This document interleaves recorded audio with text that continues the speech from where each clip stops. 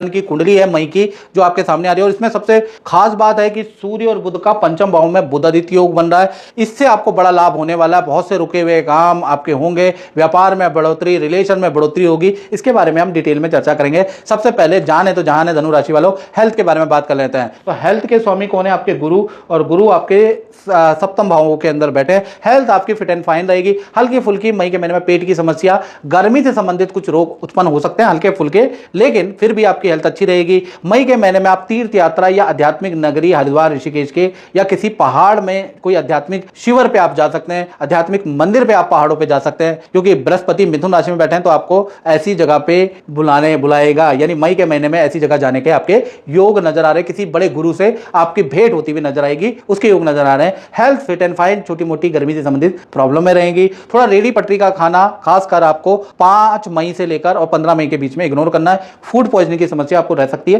थोड़ा सावधान रहे। धन की स्थिति के बारे में बात करें तो धन की स्थिति के स्वामी, धन भाव के स्वामी शनि है। शनि मंगल की युति है 1 तारीख से लेकर और 12 तारीख तक। जब तक ये शनि मंगल की युति है अच्छा नहीं है। आपका वाहन पे खर्चा होता हुआ नजर आ रहा है। धन से संबंधित जो भी आपकी डील है 12 मई तक तो आगे खिंचती हुई नजर आ रही है। इंस्टॉलमेंट में आपके धन आएगा। जो मोटा धन आप पे आना था मई के अंदर वो छोटे में आएगा, पहला योग बनता है। ज्यादातर आपके धन संबंधी प्रयास विफल होते हुए, असफल होते हुए नजर आएंगे। धन के लिए लोगों से बहस भी होगी, फोन पे व्हाट्सएप पे लोग धन लुटाना जो चाह रहे थे, जो कह रहे थे कल ले लेना, लेकिन मंगल शनि की युति के कारण वो आपको टरकाएंगे, जिससे उनसे बहस होने की स्थिति भी नजर आएगी। और मंगल शनि की युति से आपके परिवार पे रेनोवेशन, इलेक्ट्रॉनिक आइटम पे आपका खर्चा, वाहन पे आपका खर्चा, तो इसलिए 12 मई तक बेफालतू के खर्चे से आपको बचना है, नहीं तो धन की आप पे क्राइसिस रहेगी। ये कब तक रहेगी? 12 मई तक। मंगल शनि की युति 12 मई के बाद टूट जाएगी। उसके बाद आप पे अच्छा धन प्राप्त होगा। यानी कि 12 मई के बाद आप जो मेहनत कर रहे हैं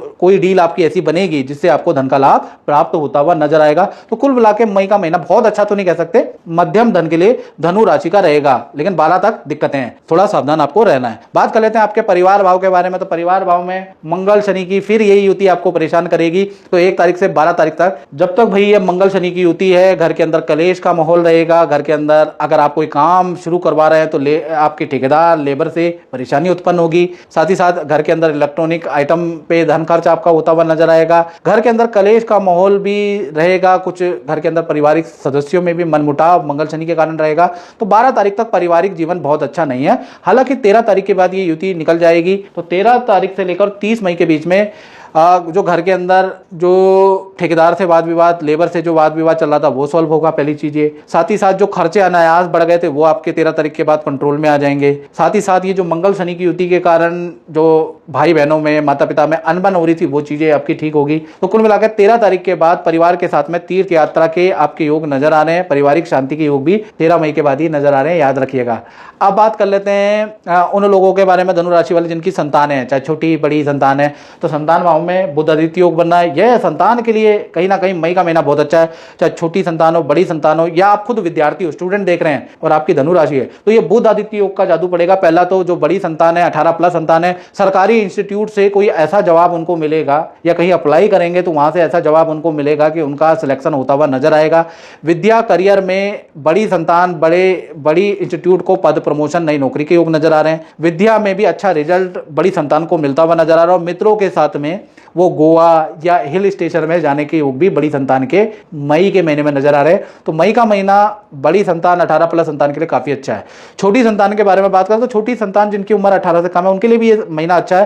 पहला हिल स्टेशन में जाने के योग नजर आ रहे हैं। विद्या में उनको भी अच्छा रिजल्ट मिलेगा। साथ ही साथ माता पिता भी कोई इच्छा आपकी पूरी करेंगे, यानी माता पिता आपकी कोई डिमांड आपकी पूरी करेंगे। अच्छे रिजल्ट, अच्छे अंक आपको मिलते हुए नजर आएंगे। तो छोटी संतान के लिए भी अच्छा है। उसी तरह से विद्यार्थियों के बारे में बात करें तो विद्यार्थियों के लिए भी ये समय अच्छा है, खासकर उनके लिए जिन्होंने सरकारी इंस्टीट्यूट, गवर्नमेंट से संबंधित इंस्टीट्यूट में अप्लाई किया है। तो सूर्य और बुध का बुध आदित्य योग वहां पर आपको फायदा देगा। या कुछ लोग गवर्नमेंट नौकरी के लिए आपकी संतान अप्लाई कर रही है तो वहां कुछ पॉजिटिव रिजल्ट गवर्नमेंट जॉब में भी बुध आदित्य योग का मिलेगा। तो कुल मिलाकर संतान छोटी बड़ी, नाटी, लंबी, काली, गोरी, कैसी भी संतान हो, संतान के लिए ये मई का महीना काफी अच्छा रहेगा। और मित्रों कुछ लोग बोलते हैं कि जो मैं ये बताता हूं जनरल प्रेडिक्शन वो 99% एक्यूरेट होती है, तो मैं उनको बताना चाहता हूं खासकर धनु राशि वालों को। ये मित्रों जनरल प्रेडिक्शन है। यदि बहुत बार आप पे ठीक बैठेगी जब तक आपके ग्रह नक्षत्र ठीक है।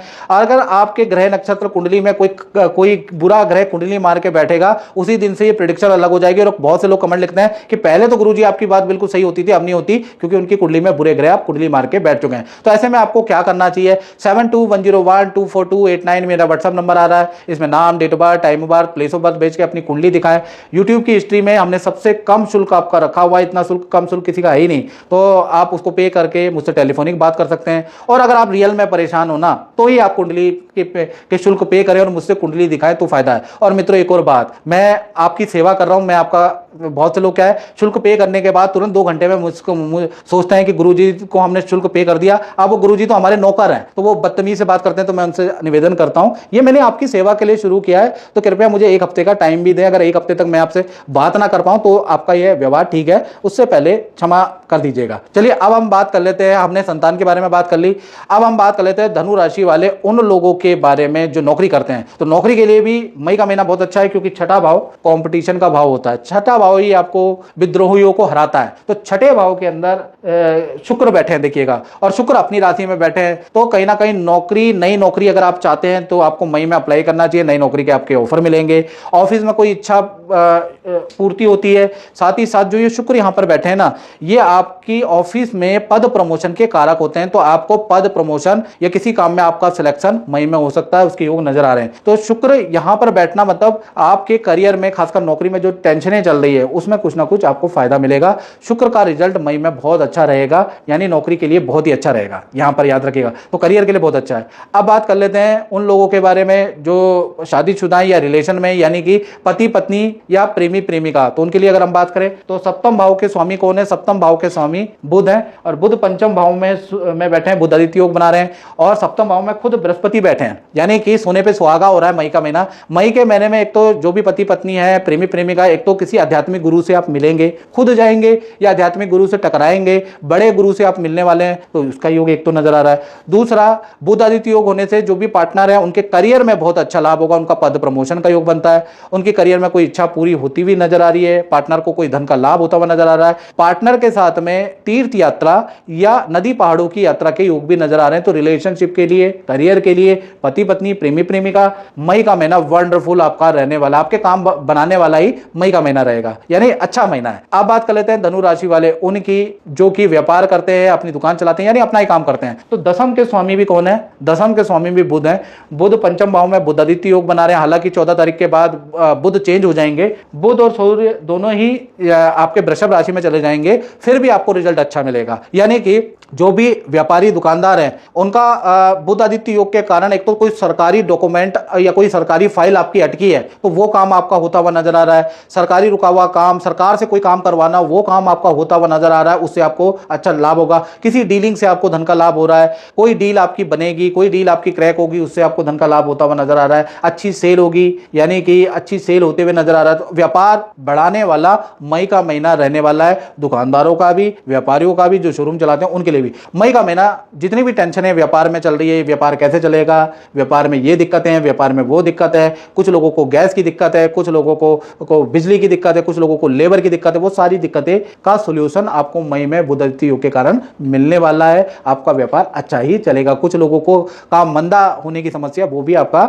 चीजें ठीक होंगी। तो कुल मिला के मई का महीना व्यापार काम को सुधारने वाला महीना है, याद रखिएगा। तो मित्रों, इस कार्यक्रम में इतना ही। मुझे दीजिए इजाजत। जय माता दी।